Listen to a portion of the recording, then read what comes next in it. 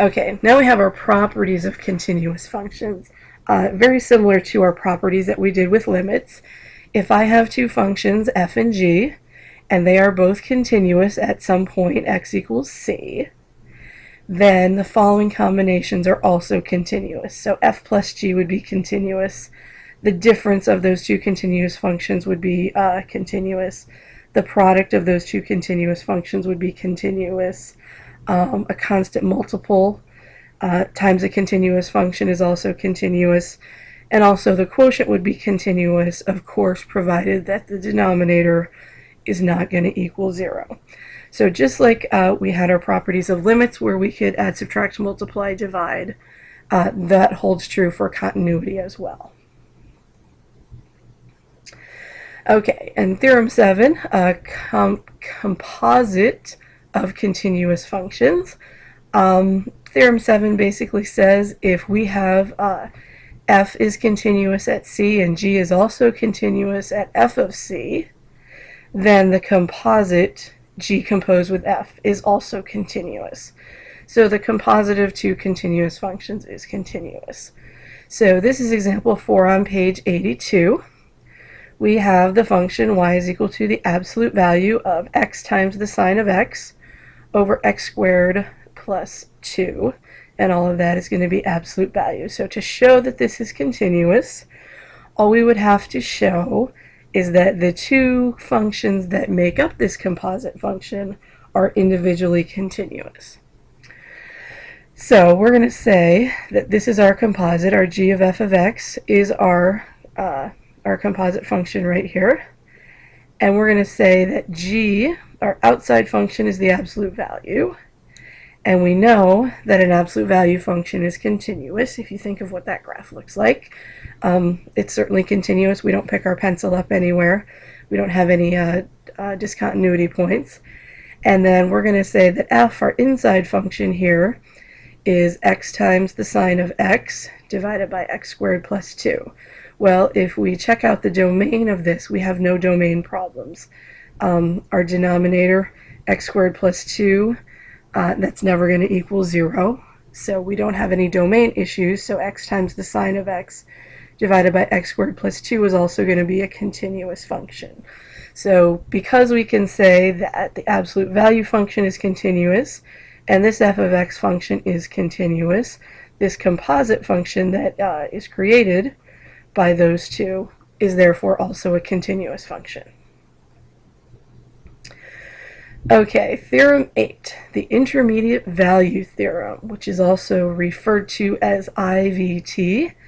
This is a biggie in calculus. This is referenced almost always on the AP exam as an FRQ.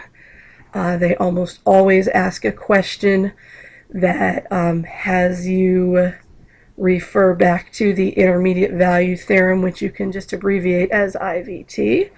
And this is what the intermediate value theorem says.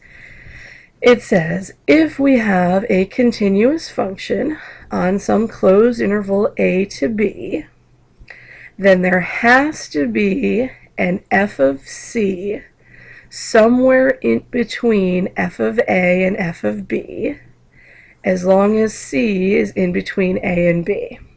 So what that means is, okay, I have this continuous function drawn here, continuous from the closed interval a to b. That means anytime I choose a c value in between a and b, the functional value, f of c, has to be somewhere in between f of a and f of b. So here we go. Here's a, here's f of a, here's b, and here's f of b.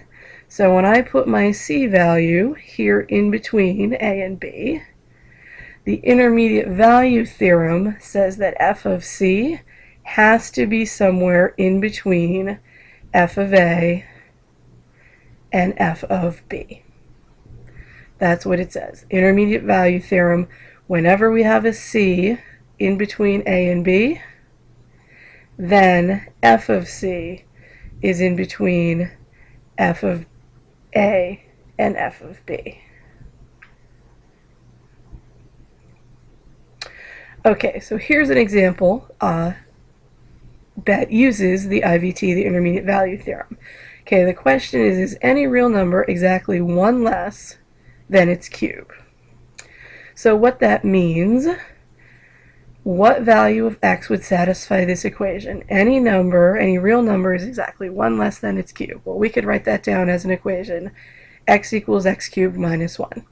Any number is one less than its cube. So x equals x cubed minus 1. And let's put that in function notation. We'll move our x over here. So we write the function f of x equals x cubed minus x minus 1. Here's a graph of that function. So we're going to apply the intermediate value theorem. We're saying, does this have a 0? Is there a solution to this equation, or would this have a 0? Well, certainly by the graph we can see that it has a 0. We can see that it crosses the x-axis.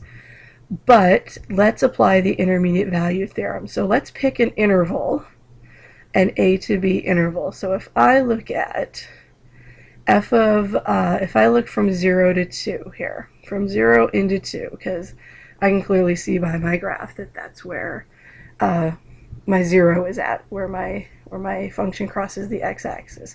So f of 0 is negative 1, and f of 2, if I extended my graph up here, if I just put that into the function rule, I know that f of 2 is equal to 5.